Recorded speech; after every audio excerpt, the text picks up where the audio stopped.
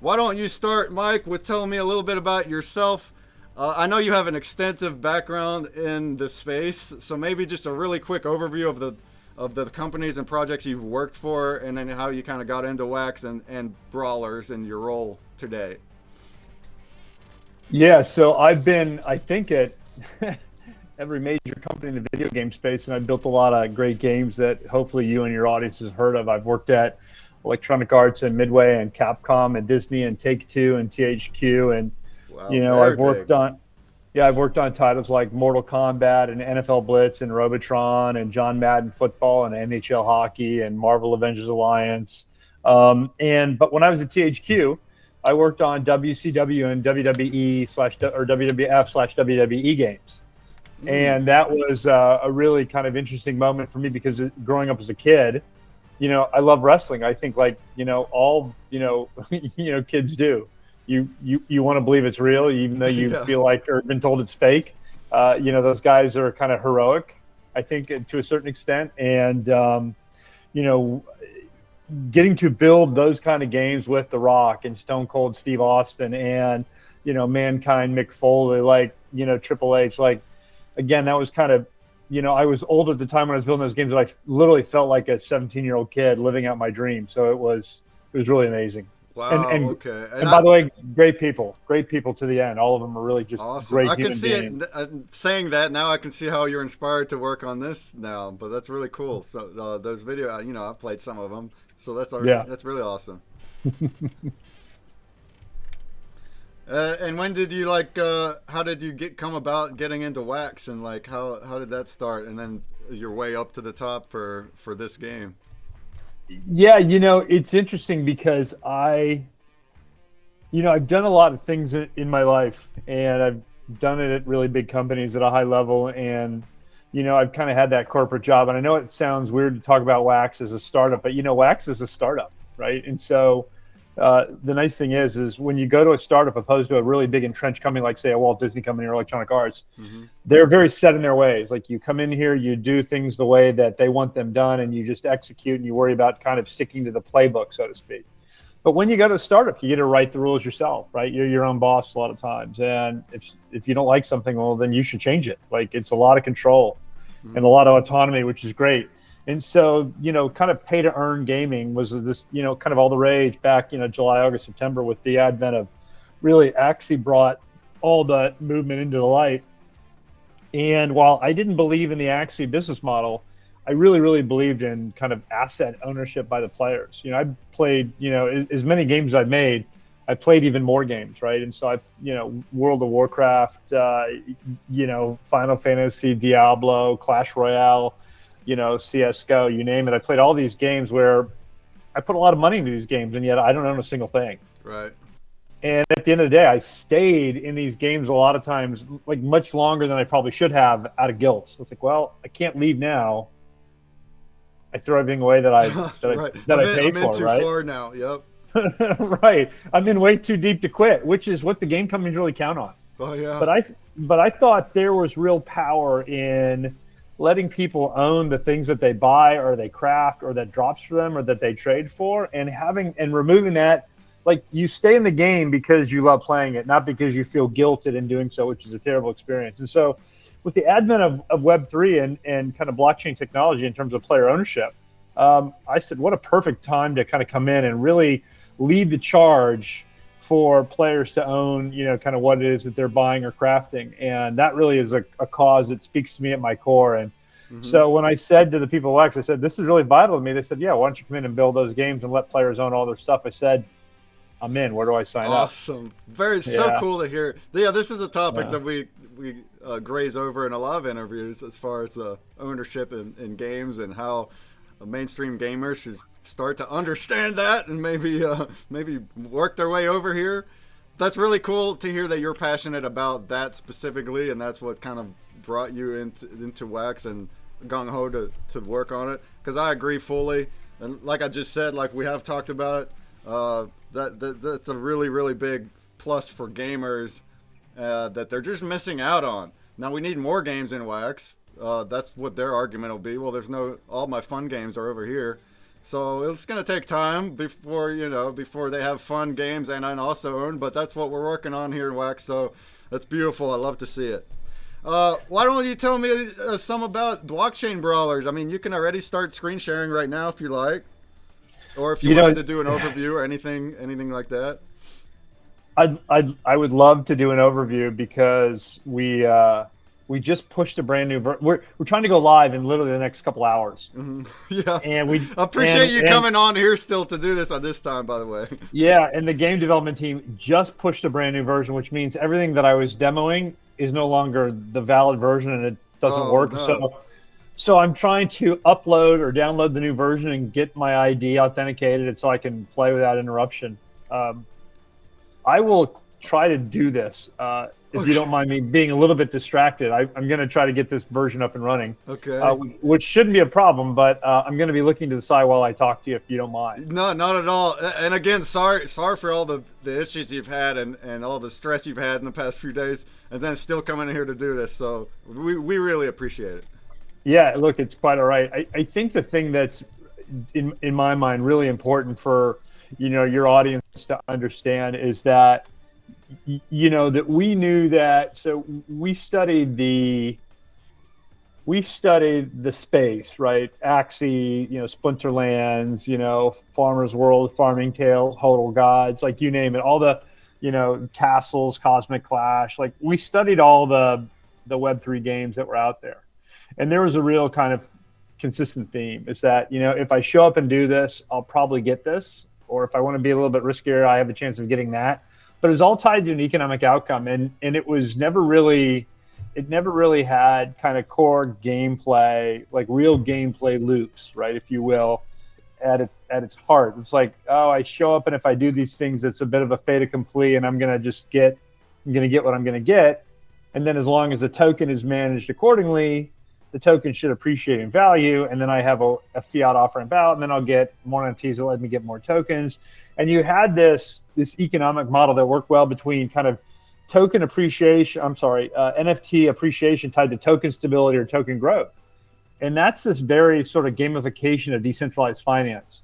And we never looked at that or thought of that as an actual game itself. And we thought, that's not sustainable because everybody shows up to do the same thing with the same expected outcome. Like that's kind of going to create a race to the bottom. And we sort of hypothesized that, and people were like, oh, you guys are crazy. You don't know what you're talking about. And in reality, I feel like it turned out maybe we did know what we were talking about because it's exactly what we saw happen. So we said, what we need to have take place is we need the actual game to be really, really fun to play. And we need to have we need to have community at its core, and we need to give people, things to do that they want to do. And we thought if we built a game, we can take the whole idea of, tokenomics, and we can take the idea of NFT utility and NFT tension with the token. We can take that and we can build it actually into a real game, like a game that's not just a scripted experience, but, a game that is, fun to play, and a game that has kind of real sort of standard gameplay, at its core. And I think that that's the thing that really kind of set our game apart from any other game. And if you look at what Blockchain Brawlers was versus where it went to and what it became, everything that we did was like, oh yeah, that reminds me of this game that I play, and that features like we had to have all these things that felt like your free-to-play game on mobile or your console game, because in our minds, like that's how you win. You get mass adoption, and by getting mass adoption, you can't be a good game from a relative standpoint, like, oh, it's good for blockchain or it's good for Web3. Like, you don't want that. You want people to go, wow, that's just a great game. Yeah. And, across the board. And so we always had these really, really lofty goals of building a game that was just really, really fun to play. So who do you turn to do things like that? You turn to world-class game designers. And so we reached out, and we never in a million years thought we would even get the attention of Richard Garfield. I mean, I've done a lot of things in my career, and I know a lot of people, but I'd never had the advantage of crossing paths with him. And as a Magic the Gathering player, and Richard Garfield, for those of your audience that don't know, Richard, he designed Magic the Gathering. So I'm a kid playing Magic the Gathering, and I met a lot of famous people in my life, and celebrities, and rock stars and rap stars and athletes and all this stuff. And I've never was really fazed by them because they're people just like you. But when I met Richard, I was such a fanboy. I'm like, oh my God, it's so nice to meet you. And let me tell you all about my deck. Right. And he's like, okay, go ahead. I get this all the time. Just get it over with. Like you can tell, but he was so gracious about it. I kind of, checked myself there really quickly. But the point is that we met up with him and we explained to him what the power of kind of the blockchain was all about and how the WAX blockchain is actually very, eco-friendly, which is one of his kind of biggest concerns is I feel like, NFTs are going to boil the ocean. I'm like, that's not exactly true. We get that a lot and people don't quite understand what delegated proof of stake means. So let us explain it to you and on and on and on. And once we got him over that hurdle of, NFTs are the devil, he said, okay, tell me what WAX believes. And we said, okay, well, we believe in, the power of ownership into the hands of the player, which again, this is a message that really, really lands with Richard. Because Richard, if you look at the kind of the most recent stats on Magic the Gathering, which is this famous trading card game that he literally designed and sold to Wizards of the Coast for hundreds of millions of dollars, like 22 billion cards have traded hands between players. Not 22 billion cards have sold. 22 billion cards have traded from one player to the next player. So the thing that sort of makes Magic so fun and so interesting from a kind of an economy and a player-to-player kind of model standpoint, is something that, is very much at the core of NFTs, right? Like, oh, I own this and I can trade to you. I can give. So all of a sudden he's like, oh my God, that's so cool that, I just sort of didn't realize there was utility because I think when he heard NFTs, he thought CryptoPunks, he thought Bored Apes, he thought collections. Anybody that's more outside of the space they're hearing so much FUD about all the rugs and whatnot. They don't get all the utility that's involved and how WAX has solved the problems that most of them complain about too, like the fees and the environment stuff. Like it's all solved here, so people just need to understand that. I think. Yeah, they really think about they think about these kind of worst case scenarios. And what's really interesting is that the big developers and publishers actually don't want you to know about kind of the power of kind of ownership. Because what we're basically want to keep the ownership 100% because they want all of the money, right? They don't want to be competing with you. Like, you're going to sell your, sort of 1,000 truths.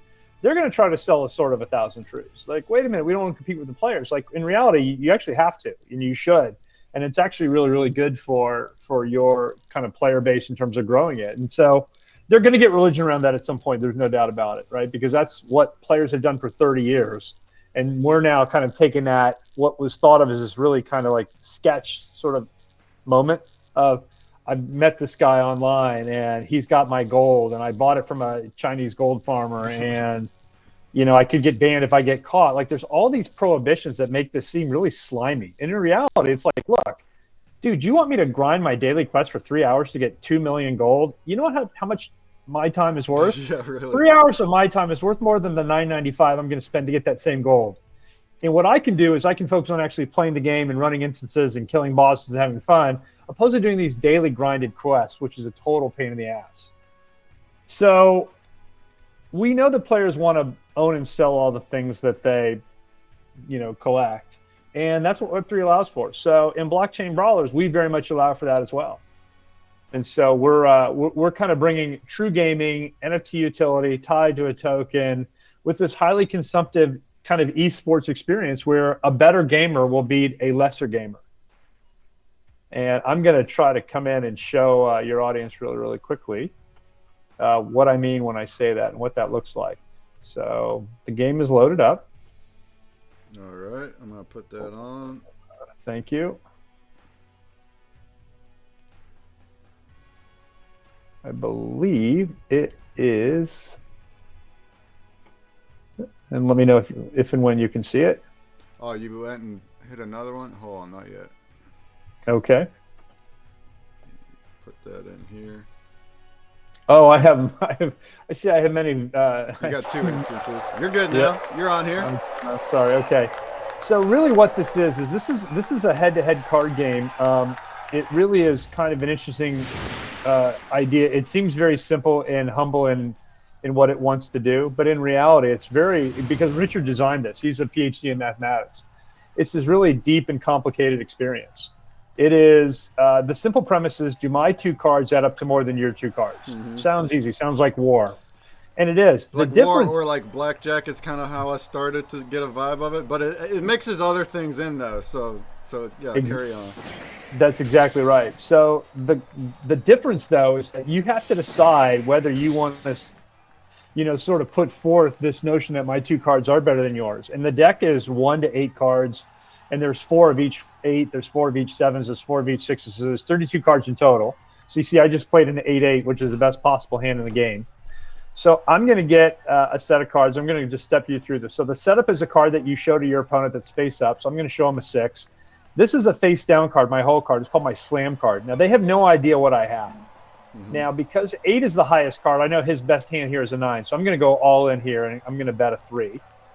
I don't know what he's going to do, but if I win this hand, I'm going to be able to pick a move. I'm going to hit him with the flying elbow, which is a ton of fun. And I'm going to win because he only had 3 points. And so I see I did 9 damage. His health goes down to 13, the red blood drop. And then watch, I'm going to land this elbow from the top rope. Boom. Take that, son. And I give him a little, you're number 1, if you will. Nice. And so, but now I don't. Now I have terrible cards. I have all 4s and 5s, and so he may have some 6s and 7s. So let's see how this. And by the way, I'm playing against the AI. So let's see how he decides to bet. So he's got a 7. So now I should probably fold this, which I am. No, I'm going to play it out. I'm going to see what he does. I'm going to bet a 3. Let's see if he. So he bet a 2, and I bet a 3. Now he can either call me and match me, which he just did, 3 versus 3. And now we have what's called a showdown. So I'm going to see, he was flexing, so I'm going to win. So a flex hand, I'll explain that in a second. Off the top rope, massive clothesline, jumped on him. He's in pain. By the way, I'm about to finish this game right here. Watch this. If I finish him and I get the choke slam, it's so much fun to watch. I hope, in fact, I do get to play the choke slam because it'll be a treat for your audience to see.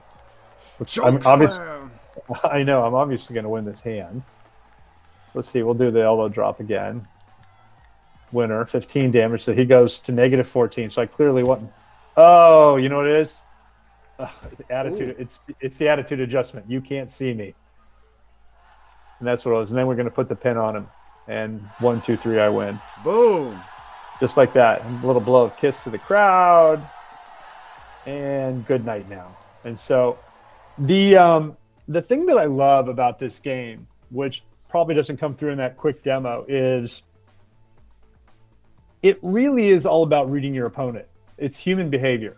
So he flexed on me one time. I could have folded. There's all these options you have that confuse whether or not you have a better hand or a worser hand. Like, you can bluff, you can do all kinds of fun stuff. It's not just simple as like, oh, you've got an 8 showing, so therefore your other card must be an 8, so therefore I'm going to lose. Like, he could be bluffing you. He could have a 1 because you don't see that. You don't see that face-up card. And the thing that I will say, the really interesting reaction is that, some statistics for you, is that we did a private beta about 6 to 8 weeks ago. We gave out 1,000 keys via Steam. And the game was so popular that we actually ended up having 2,200 downloads. Wow. And they said, how is this possible? We gave out 1,000 private keys. It's like, yeah, the players figured out how to bundle up this asset and distribute it to kind of friends and family, if you will. So we actually had 22 players come in and play a game that had nothing to earn, nothing to win. There was no tournament. There was no ladders, no leaderboard, nothing really meaningful, right? It's just like, is this fun or not? And the thing that we saw is that on day 3 of the test, 42% of the people that came in on day 1 were still playing on day 3.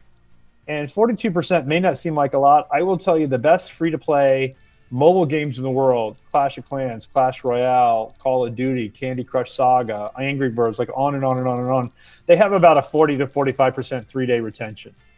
And so, and retention, by the way, we will tell you in the industry, is very much a measure of, are people having fun playing your game? Because if they won't come back. Yeah, because you know what? Yeah. There's tons of things I prefer to do with my free time, not play something that I don't enjoy. So when we saw a really high kind of download rate and then an unbelievably high 3-day retention, we thought we're onto something that's really, really fun. So I went to my community, and we have a great community on Discord. They're really active. They're really smart. They're super helpful. there's no FUD, there's no toxicity. All those people get kind of drowned out by the folks that really believe in what it is that we're building. And we're building it together, by the way, because I take a lot of feedback from the community. We actually weave it into the game itself, and that's the one thing they'll tell you is we're great listeners. At least I think they'll tell you that. But I said, what do you like about this game? They said, well, when I win, I love winning so much, I want to do it again. And when I lose, I hate losing so much, I want to do it. I want to play again. There's no good time. There's no good time to quit. Like, I just want to keep playing and playing and playing and playing. And so this gameplay experience we feel is really habit forming, and people love it a lot. And that's, I think, really a credit to Richard's elegant design. And we just put this graphical brawling wrapper around his game design, and it works really, really well. Awesome. Yeah, you went through the demo part really quick. You guys did see some visuals there. Let me just reiterate a little bit of what was going on. So, and it is, I mean, as far as the mechanics, it is fairly simple. It's not that complicated to get into. But like he was saying, it's kind of like a Funkin' was like kind of like Texas Hold'em. Yeah, when you have only 2 cards, right? Or like blackjack or something, so you're seeing one card of the opponent, and then you're choosing 2 of your own cards, and then you're making a bet.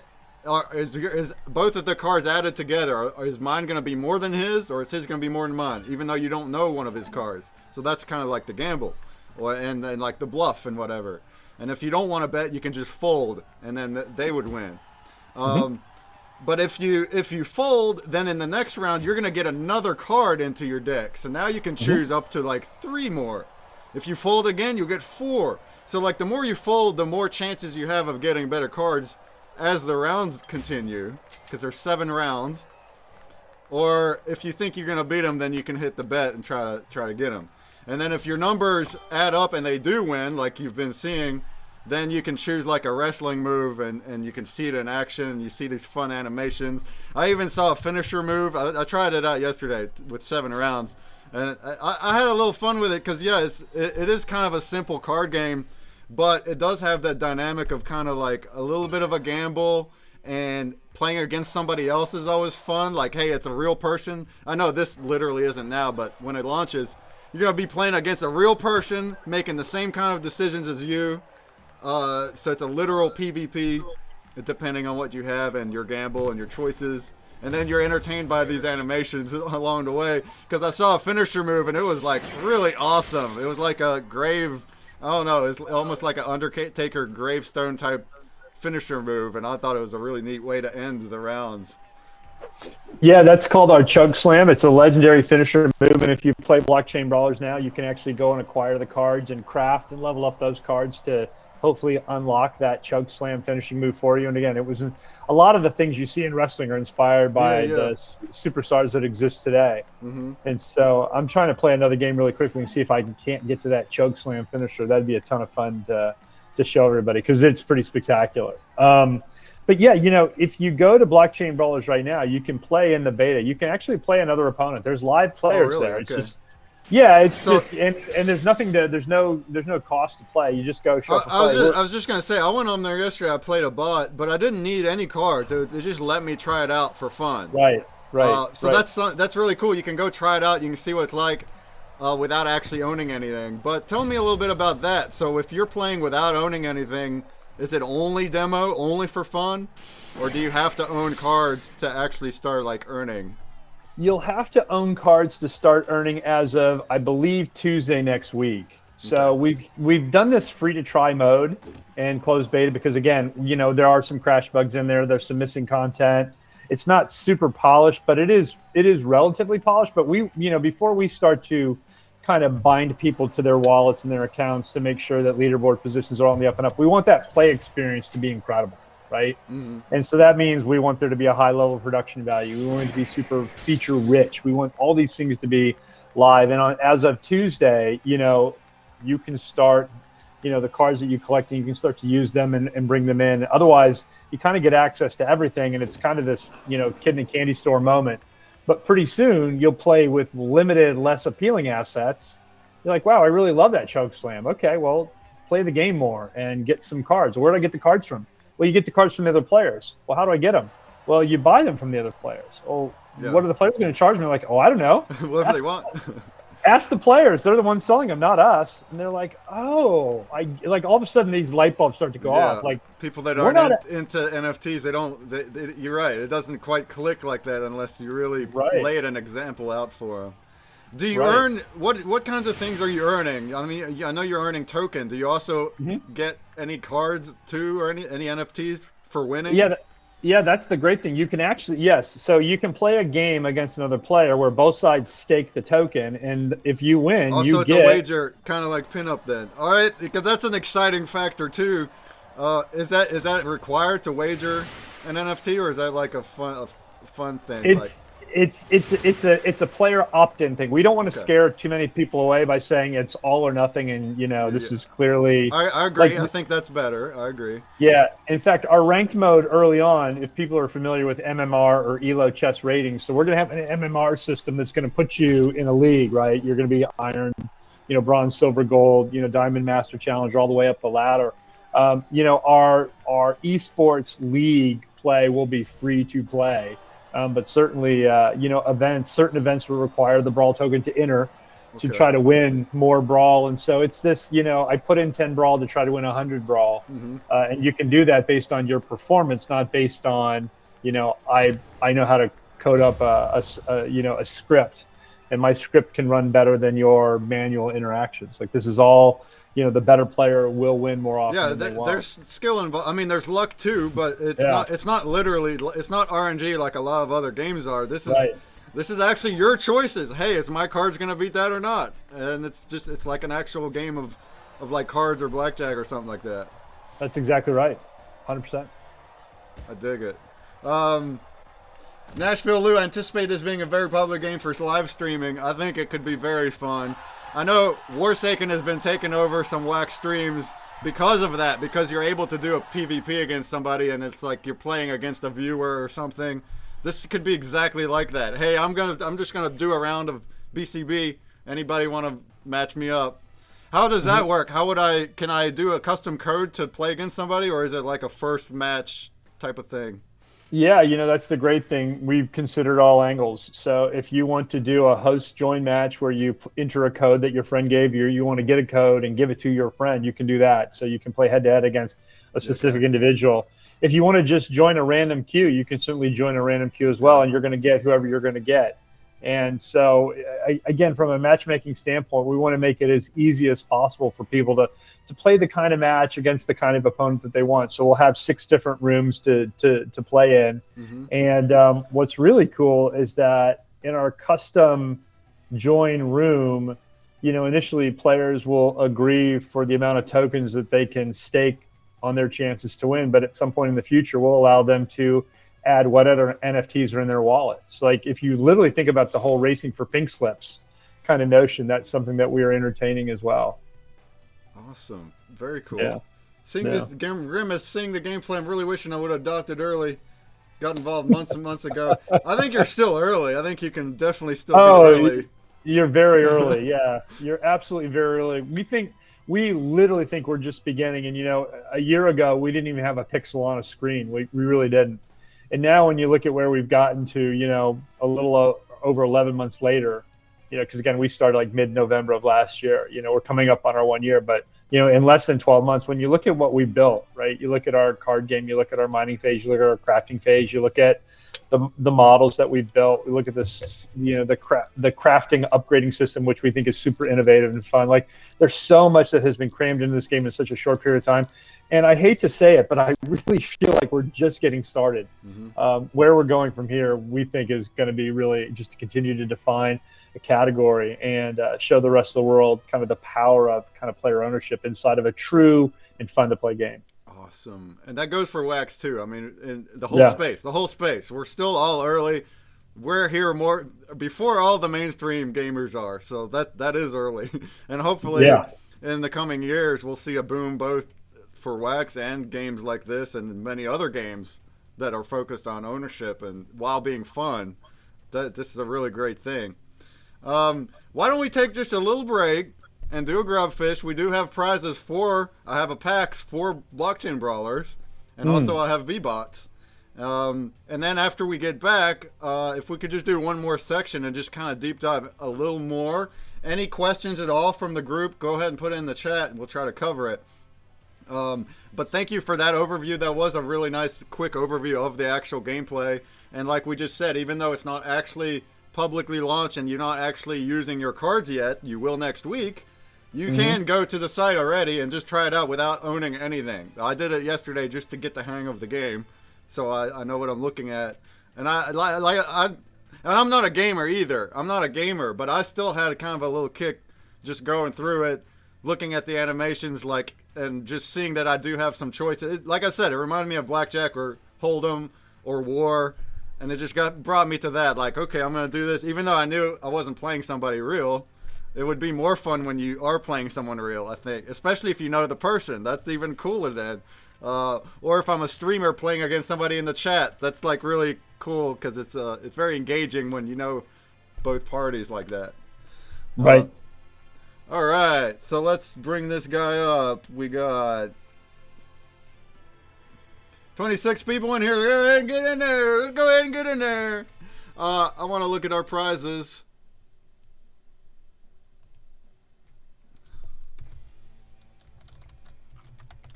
We're going to look at our prizes, and then we'll run the grub, and like I just said, we'll come right back after and continue some more. Usually we do 3 sections, but this first one dragged out longer. We'll just do another section after this grubfish and last as long as we want. So, you know, if you need to carry on, Mike, you don't have to stay for another hour or nothing like that. But how much ever more that you want to like go over, and if we have questions and stuff like that, that would be really great to still do here. Yeah, I'd love to field questions. I mean, this is supposed to be an AMA, so people can ask me anything. Right. Ask you anything. You are very active in Discord, too. I mean, I've seen you answering everybody today. So, you know, this stream it's really awesome to have, like, a live response. But anybody that's interested, just go into their Discord, and all the deets are in there, and he'll absolutely address questions in there as well. So we have... now, these 2 battlers, these uncommon, and you just mentioned you would get them from other players. Well, that's what I did. I went on the market, and they were pretty cheap, but I went and got them. And these are 2 uncommon ones, and they have their 8 number, so that's the highest value. And something I noticed is even the common ones have high values of the number for the game, so you can actually play and win and do well in the game with common cards.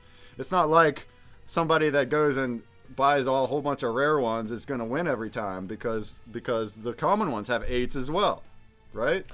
Yeah, we were really intentional that we didn't want this mode to be pay to win because we thought that wasn't fair to people because we have some really, really big whales in our game. Yeah, that's what I was thinking when I went into it. A lot of money. I was like, oh, you're going to buy all the good cards. But then once I started, I was like, oh, wait a minute. The common ones have 8s. Okay. Right. There's lots of value in every asset. And the thing that we've said for this mode is that every legendary, every epic, every rare is just visually more appealing, but doesn't help you win more. So now we have announced a marble races kind of mode that will be pay to win. It'll be very clearly weighted towards if you have the most of the highest quality assets, then you have a better chance of winning. Not by default you will win, but again, we're going to make that math on how to win really confusing because that's what the players like. But that will certainly favor the completionist or the collector of all assets in the game, and that'll be a ton of fun. That'll come out sometime probably end of the year or early next year. Awesome.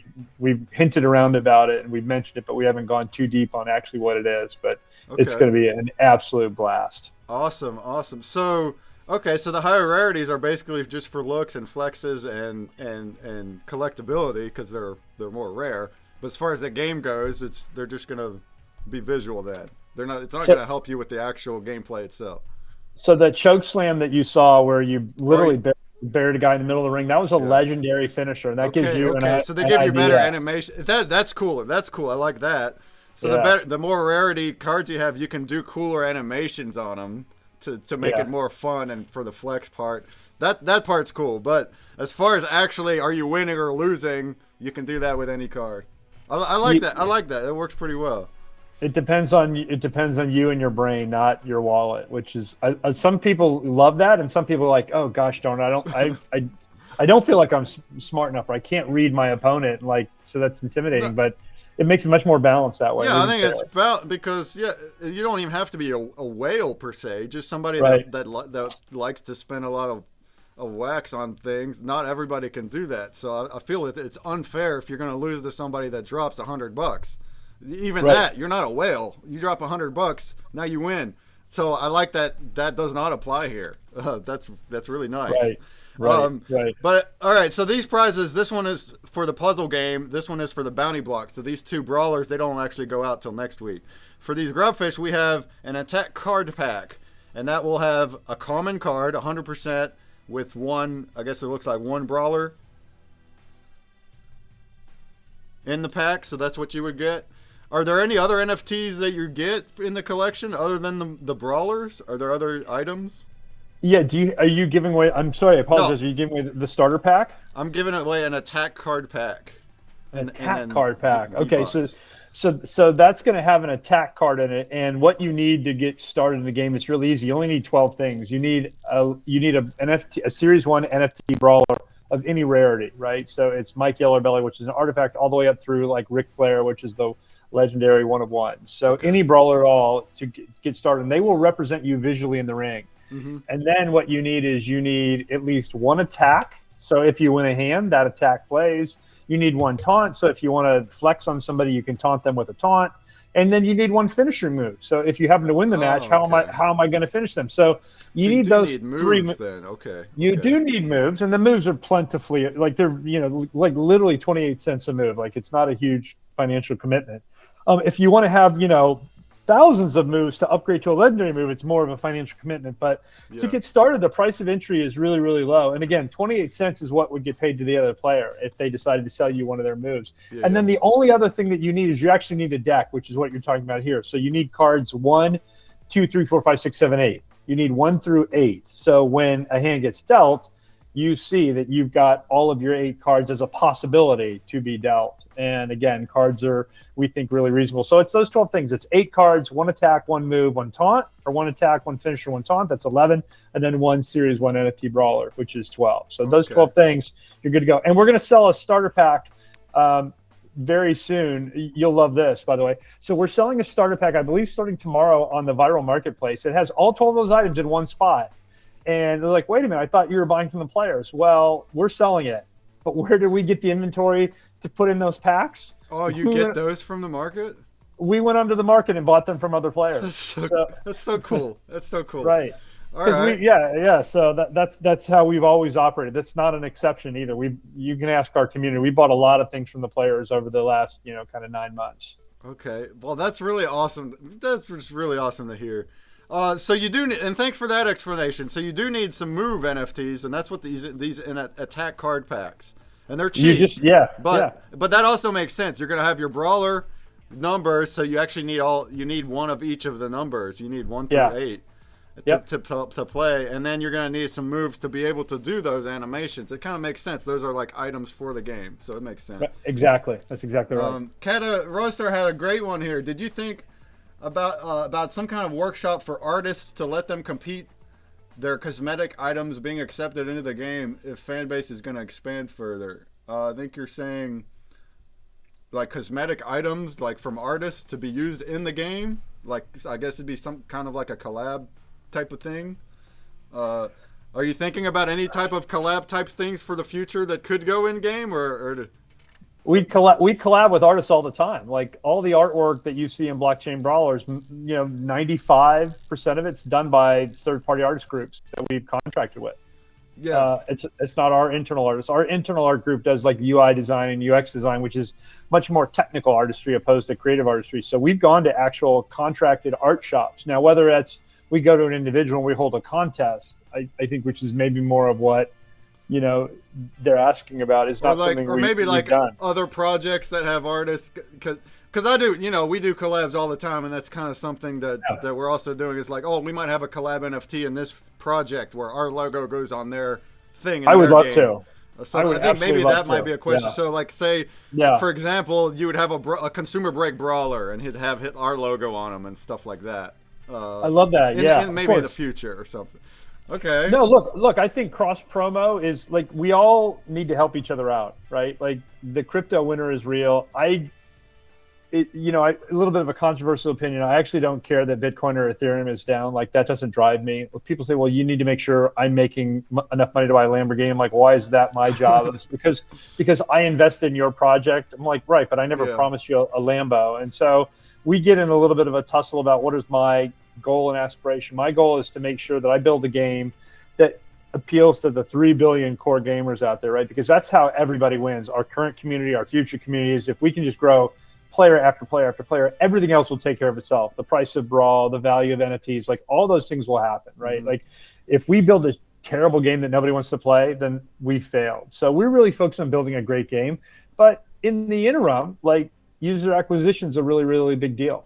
And we want to make sure that other projects that are on Web3, like we have a loud megaphone with Blockchain Brawlers, right? Okay. And we're a Wax Wallet project. And so, or Wax Wallet kind of driven entity because, we're in conjunction with our friends at Wax. And so if we can help other projects get traction and we can bring awareness to those projects and vice versa, they can bring awareness to their audience about our project, we're absolutely happy to talk about that. There's no doubt about it. That's very good. I know that it's going to come up like as time passes, just because I know that Wax projects love collabing together, and we've been doing that a lot. So it's really cool that you're open to that. Larcy's in here. So. Hey, shouts to Larcy. Thanks for being in here, head of the ambassador program, who says sort of like what Dota does, lets artists submit their artwork for skins players can buy and get commission from. That's a interesting spin too.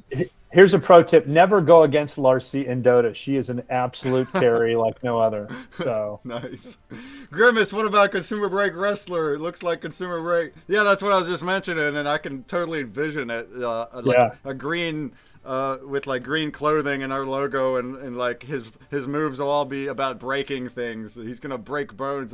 I don't know. It's cool though. A lot of projects have different, they have their own mascots and they have their own themes and things. So that's kind of like how I'm envisioning it too, and how some other games do it too. So like just quick example, Pixtalgia Wax has a 2D scroller, and he creates characters for projects that will be characters in the game. That's it's a really neat thing to do for collabing.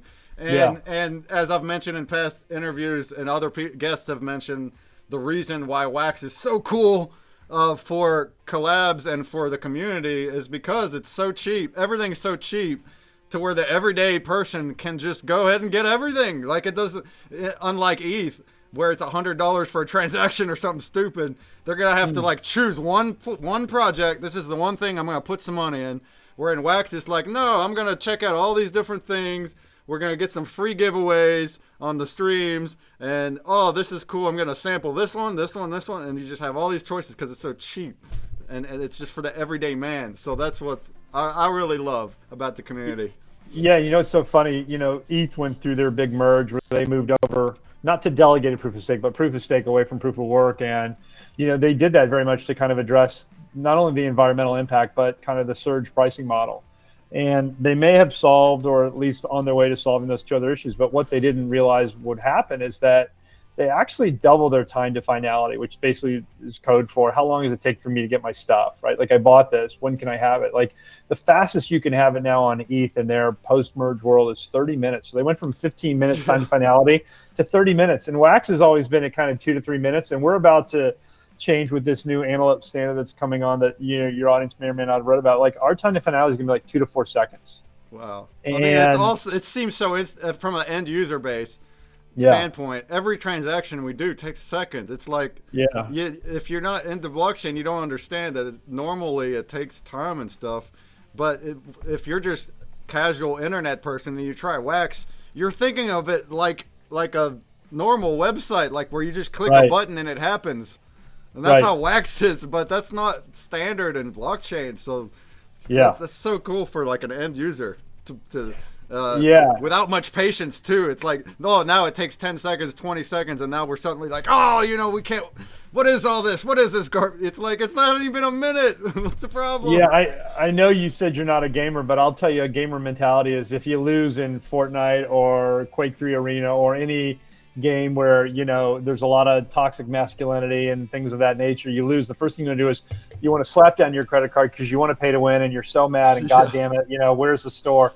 Well, imagine playing a game on Ethereum or on a layer 2 that's based on Ethereum, and it's like, okay, you'll have it after 30 minutes, maybe. Yeah, really, maybe. It's almost like this cooling down period. And it'll cost you extra to do the transaction. Right. It's just like, I want it right now. It's like, well, you have to wait at least 30 minutes. It's like Ethereum is not built for gaming. It really isn't. It's built for collections, and you know what? You'll get your Bored Ape eventually. Okay, cool. I don't need it right this second, right? Like, that's fine. Exactly. For collections, but not for things that have immediate need and high utility. That's right, exactly. All right, before we go into the grub, can you tell me a little bit about VBots? I know that's from Wax, right? But you're part of that group too, right?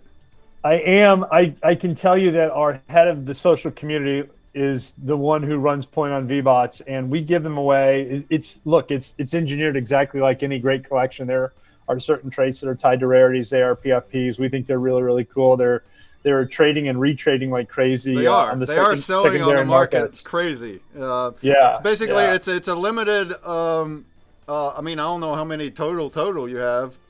Well, there's 10,000, but I think we've given out less than 1,000 so far. Oh, okay. So there's 10,000 total. But there's still a whole bunch more to give out because he just said there's only been 1,000, and they give them out on Twitter. So if you follow Wax, you can like follow and stuff. It's a social thing, and every one of them is a 1 of 1, and they all have like their own different attributes. That's what a PFP is. So it's like different attributes. So we got 5 of these to give away, 2 for this grub, 3 for the next one, and then fun fact. We have prizes on the puzzle game and the bounty block, the same one that has the actual brawler cards. And those have VBot prizes that are going to be customized to be collab ones, like we were just talking about. We haven't seen them yet, so they're going to be made in the next week, but we're going to have our ConsumerBreak logo on the VBots for those prizes. So that'll be, especially for our fans, that's going to be a really cool thing to win, right? And then just the regular VBots like these ones for the grubs, you can check out the market. The collection is called VBots. People dig them. People really dig them, and they're paying for them too. Or it's the NFT world. You can hold it as long as you want. It could be your own souvenir forever, or you try to sell it in the future. Whatever. It's VBots. So that's cool. All right. So we've talked enough about that. But thanks for all the explanations. We got some more info there for sure too on the game. 1st and 5th will get a VBot. 10th and 20th attack card pack. So 4 prizes on this one. Here we go.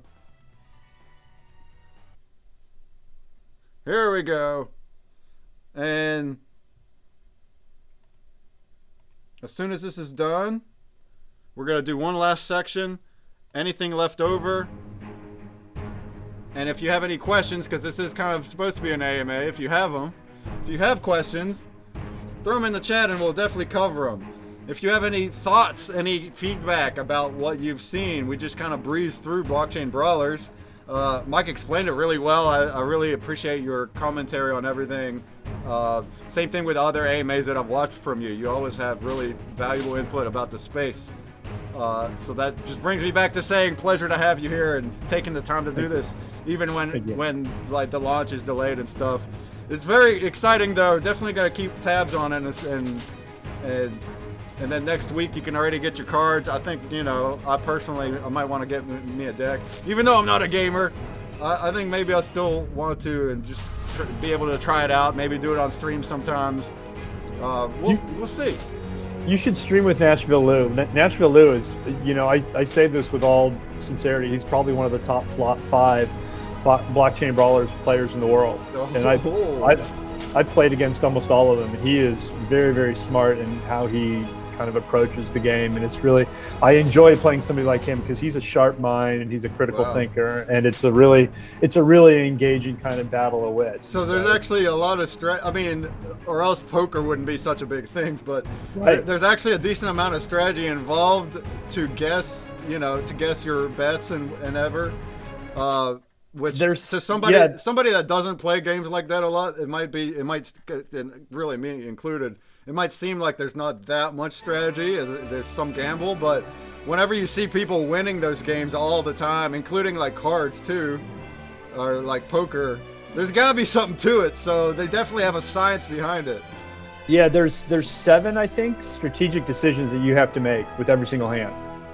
It's not just like, oh, what are my 2 best cards? Let's play them. Like there's literally 7 decisions that you have to make, or 7 variables that you have to contemplate that are going to drive what it is that you're going to do and the choices you're going to make. And the thing that I think that I had an appreciation for is when I first started playing the game, I was like, this is my first game. I'm like, yeah, okay, I get it. And then about game 3, I had this light bulb moment, like, oh my God, this is ingenious. Like, I get it. I totally get it. Richard, I see you. Okay, I'm hooked. Like it took like 2 to 3 games, and it does have those elements that are a little more than blackjack or war. In that, like for example, when you fold, you get extra cards. This is big time a strategy move to like fold more up front and things. Maybe count cards a little bit. I know casinos don't like that, but process of elimination on what cards were used and that kind of stuff. Yep. So all that is part of strategy. But if your opponent knows that you're going to fold, as an example, which is a fine strategy, but if they know that you're going to fold, there's a thing you can do against somebody who we call that turtling. You're going to turtle, right? You're going to just go into your shell and not do a goddamn thing. Like, but if you know your opponent, those extra cards for the end, if your opponent knows you're going to do that, you can do things that really increase your damage and your power meter very, very quickly over just a couple of hands and right away. And you could play a low cards if you're going to bet that he's going to fold no matter what. You can your hidden 1-3. Your hidden card can be a 1 if you're gonna, or a 3, right? Or you're gonna gamble that he's folding. Now you're gonna burn up your low cards so that your later cards will be higher. Right. And you don't know if he's going to fold, so maybe your damage multiplier, you bet a 1 to see what they bet. You bet a 1, they fold, you win no matter what. You bet a 1, they bet a 2. Now you're like, okay, I didn't commit to the full bet, but I committed to a partial bet. It's almost like seeing the flop, if you will, right? And so there's so much. Once you realize all these kind of levers are available for you to pull or knobs to turn during the middle of a hand, like all of a sudden, like I said, there's this moment of clarity that you get like, this is brilliant. Awesome. I totally get it. Let's go. Awesome. Right? All right. Yeah. So Grimace and Master Halo, you got the V-Bot. Congratulations. You got one of one V-Bots. And then we have Regib933 and Brer1Appin. You guys got an attack card pack. All right. Congratulations. You can go ahead and rejoin again. The next Grubfish will again have the same kinds of prizes. And I sent everything out after the stream, so by tomorrow, you guys that win will have your stuff after the stream, all right? How about I turn on the screen share again? If there's anything you wanted to look at other than the game, you can show it, or if you wanted to just do another round, you can. If you want to show more moves off, it's up to you. I would love to. I've got a build that may be a candidate to be the PvP former release that I actually have to review, so I'm afraid I have to leave, unfortunately. I hope that's okay. Oh yeah, like shortly, like right now. Yeah, that's no problem. Yeah. The developer's blowing up my Discord saying, "Where are you? We need you. Come look at this." Sorry. All right. Well, that's no problem at all. I know you're an extremely busy dude, especially right now with the stuff going on in the launch. So once again, I really appreciate you coming on to demo this. Instead of just me trying to do it on my own. So really appreciate having you. That's very, very awesome that you got to do that. Mike, I'll go back to work. Yeah. You know what? Have me back. You know I'll play head to head. We'll play head to head for your audience, and we'll see who wins. Oh boy! All right. Well, maybe we'll see what's going on. We have a lot of stuff going on DigiCon too. I don't know how involved you'll be there.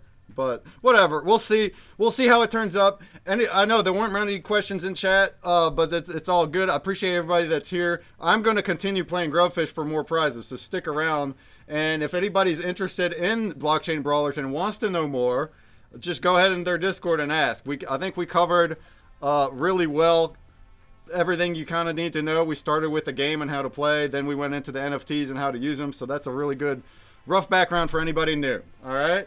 So, and if they go to play.bcbrawlers.com, you get access to all the how to play guides. You get access to the white paper. You get access to video tutorials. Like there's all these things. So play.bcbrawlers.com is where you'd go to to try all this stuff out. And there's a lot of hand holding for brand new players there. So yeah, we think that people appreciate that. Okay, so there's guys to look at too, and you can ask. Oh anybody. Yeah, oh yeah, oh yeah. Excellent. All right, well, I'm definitely looking forward to it, not just for next week and actually seeing it in action, but just the future as well. Everything that's coming out in the future, maybe some collab brawlers. I think that's a good idea in the future. We'll see how it all turns up, and hopefully a lot of good comes to Wax too in the next several years. Do you have any last words for the fam? Let's fucking brawl. That's all I'm gonna say. I heard that. Let's brawl. All right, it's been real. Thanks for being here, Mike. Thank you.